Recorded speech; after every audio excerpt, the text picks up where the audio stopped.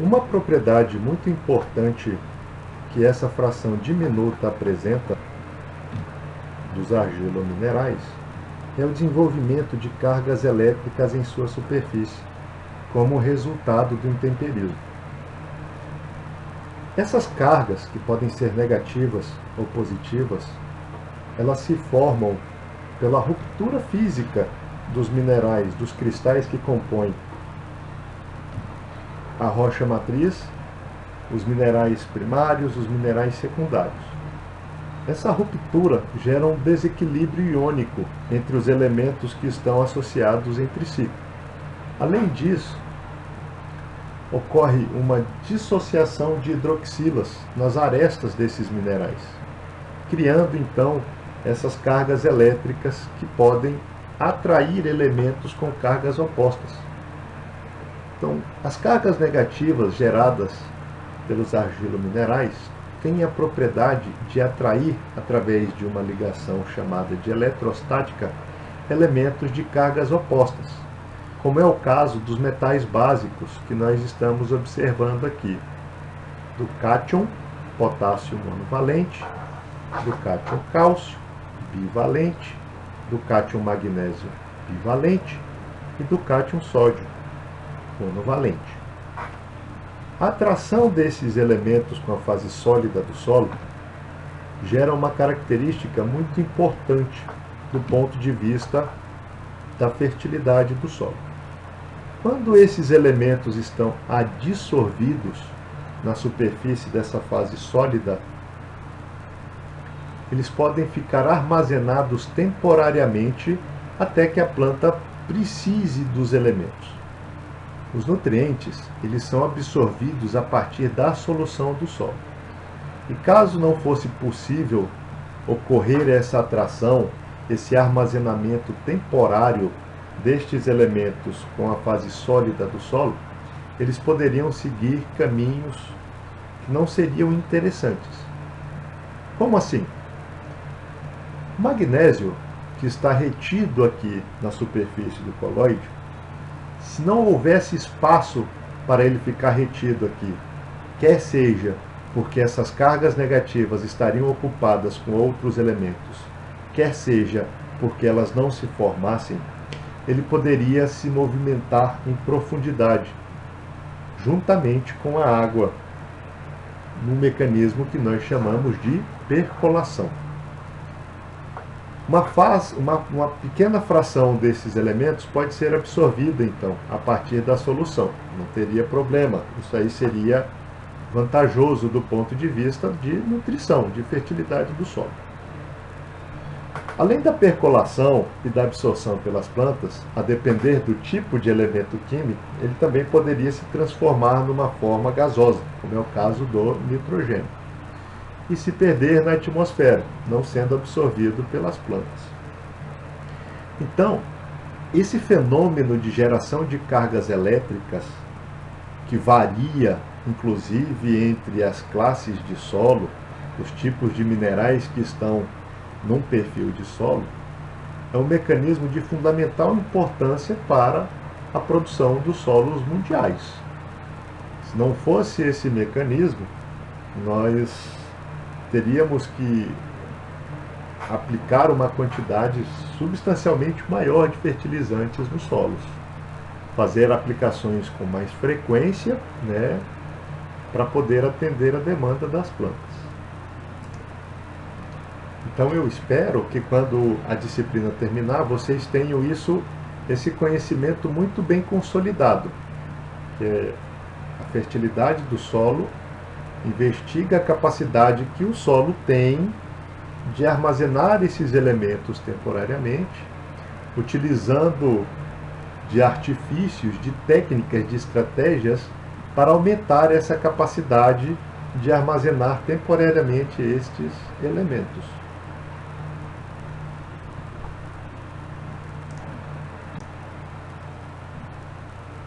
Nós temos aqui um mapa da Embrapa, publicado em 2016, com as principais classes de solo do nosso país.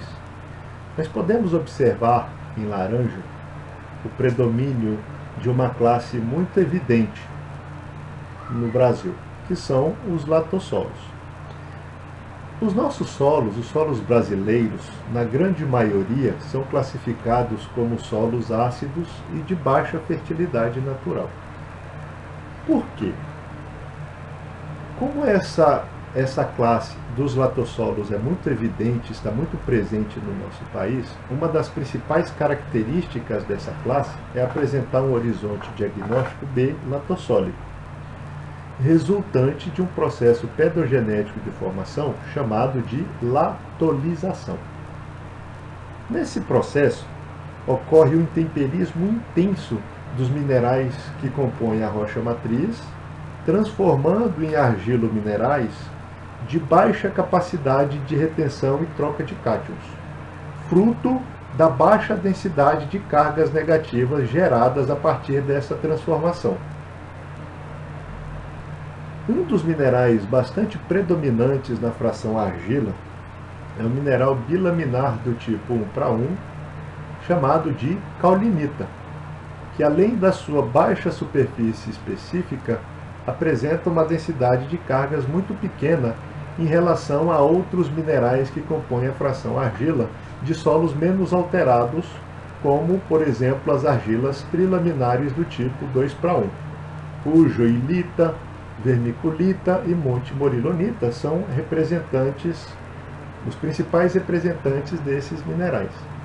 Esses minerais eles apresentam uma capacidade de retenção e troca de cátions maior do que a caulinita, porque as unidades cristalográficas, a distância entre as unidades cristalográficas que formam esses minerais são variáveis.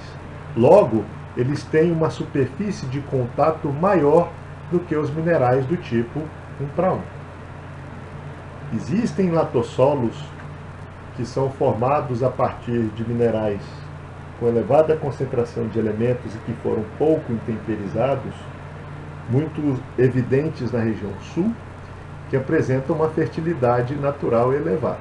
Por outro lado, uma grande parte dos latossolos que se desenvolveu na região norte do nosso país apresenta características distintas a essa.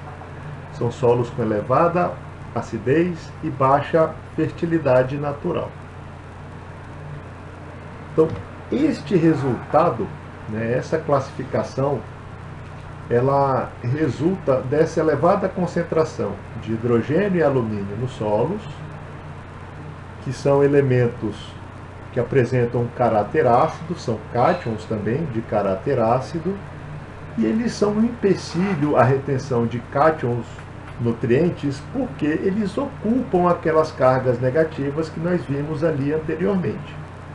E eu falei para vocês que quando essas cargas estão ocupadas, os elementos químicos de cargas opostas ao mineral da fração da fase sólida do solo, eles não têm a capacidade de se adsorverem na superfície desses argilominerais.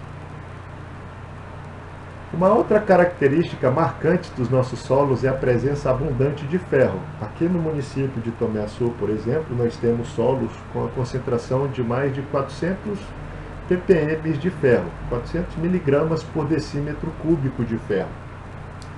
Apesar de ser um nutriente, este elemento, quando presente em solos de drenagem deficiente, ele se torna mais solúvel, causando inclusive sintomas de toxidez nas plantas. Então, a acidez dos nossos solos, dos solos brasileiros, são fruto da elevada concentração de alumínio e de hidrogênio na solução. Além da ocupação das cargas negativas do solo por esses cátions de caráter ácido, vale destacar que o alumínio é um elemento tóxico para as plantas. Um solo com elevada concentração de alumínio inibe o desenvolvimento do sistema radicular por não permitir a divisão celular. Então as raízes ficam curtas, enrijecidas e grossas, diminuindo a sua capacidade exploratória. Além disso, como reflexo da baixa concentração desses elementos nas rochas que formaram os solos e desse processo intenso de transformação, com a geração de minerais que têm uma capacidade reduzida de armazenar nutrientes, os nossos solos apresentam baixas quantidades de elementos como o cálcio, o magnésio, o potássio e o fósforo. E esses 4 elementos são nutrientes de plantas, são chamados de elementos essenciais. Então, consequentemente, se os solos naturalmente não têm a capacidade de armazenar elementos porque as suas cargas negativas, a densidade de cargas negativas geradas nesses solos tropicais são baixas, porque hidrogênio e alumínio são abundantes naturalmente no solo, na costa terrestre, são os elementos que configuram aí juntamente com o oxigênio uma quantidade muito grande na camada arável do solo. E nós temos baixa concentração desses elementos presentes nas rochas matrizes, né, que geraram esse solo, nós teremos então solos de baixa fertilidade. O solo não consegue reter os elementos e a rocha que formou esses elementos era pobre nessas bases. Eram pobres nessas bases. Então, por isso, os solos brasileiros são solos de baixa fertilidade, do ponto de vista, né, quando a gente considera a fertilidade natural. O que não quer dizer que sejam solos desprezíveis para o uso agrícola, de forma alguma.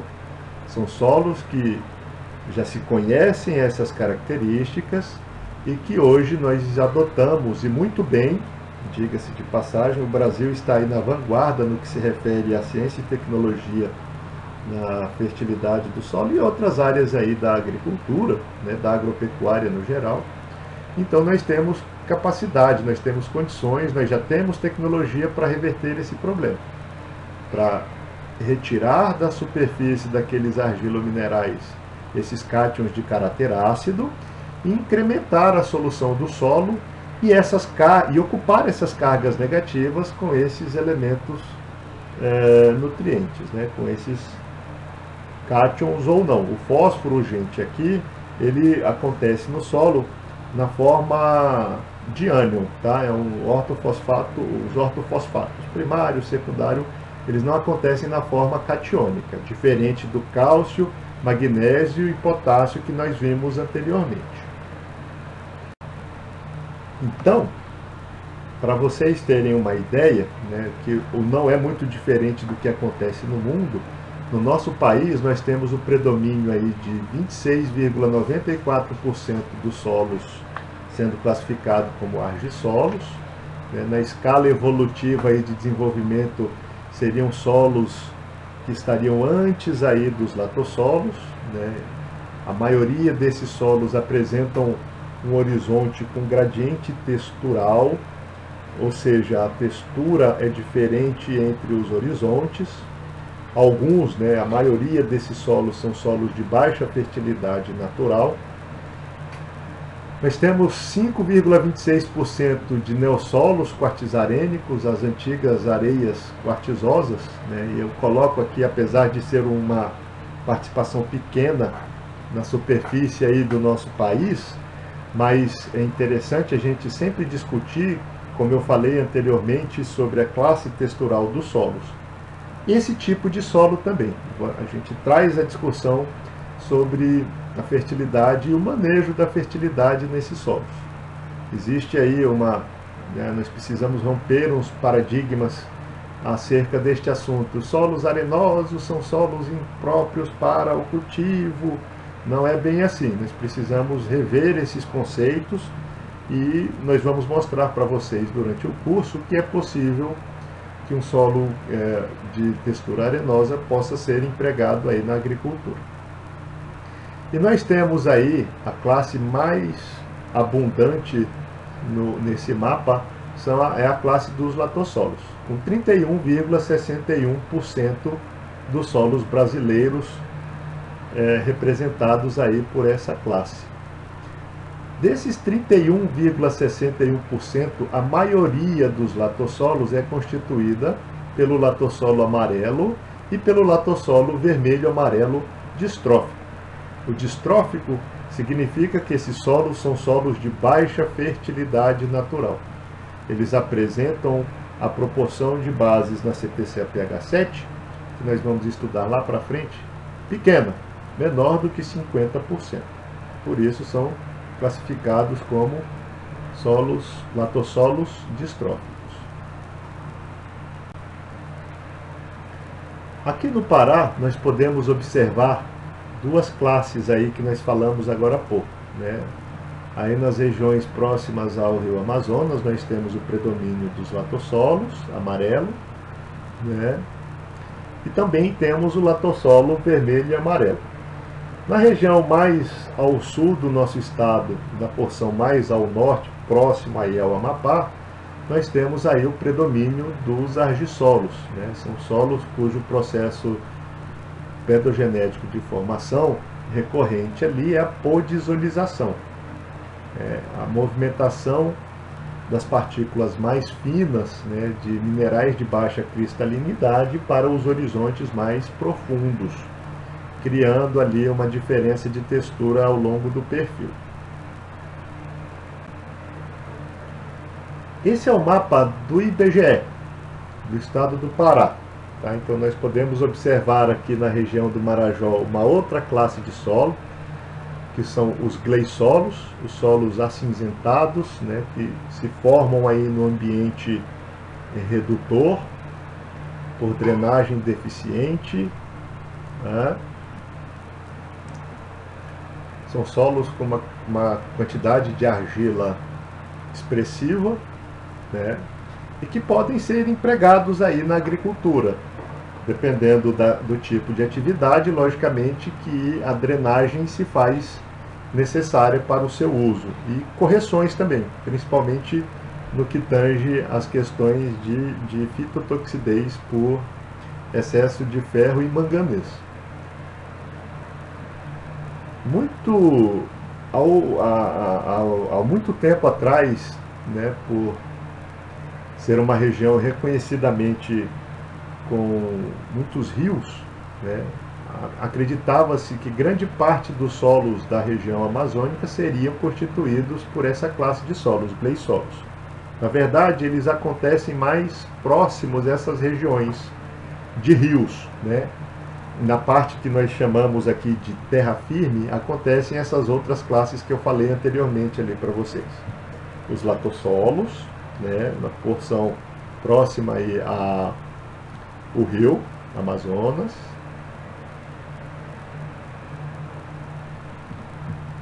E na parte sul e próximo ao estado do Amapá, os argissolos.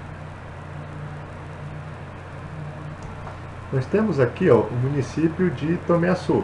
Nós podemos observar a classe de latossolo amarelo distrófico, bastante evidente aqui na região, e uma outra classe de solo, que é a classe dos plintossolos.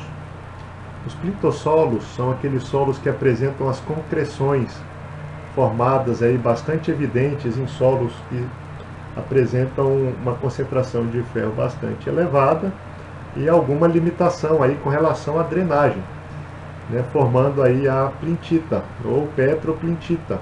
As pessoas chamam de cascalho, né, de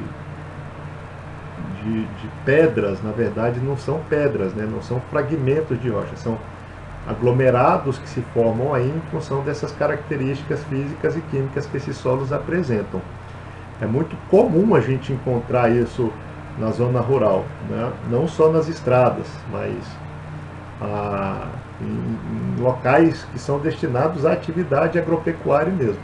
Isso não inviabiliza a atividade agropecuária. Tá? A gente conhece aqui em Tomiaçu propriedades que apresentam essa classe de solo, os plintossolos, ou que apresentam ainda latossolos plínticos, né, com esse predomínio aí dessas concreções, mas que tem alcançado resultados satisfatórios aí de produção.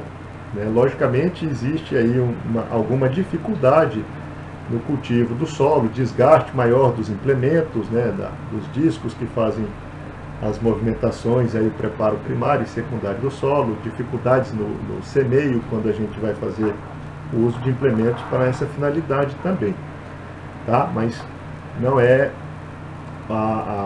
dependendo da proporção de ocorrência dessas concreções, não é algo aí que faça com que a gente deixe de lado essas áreas. Logicamente que a gente não consegue cultivar muito bem numa pissarreira, né? Mas algumas classes de solo aí que apresentam essas compressões podem ser empregadas ainda na agricultura, na atividade agropecuária.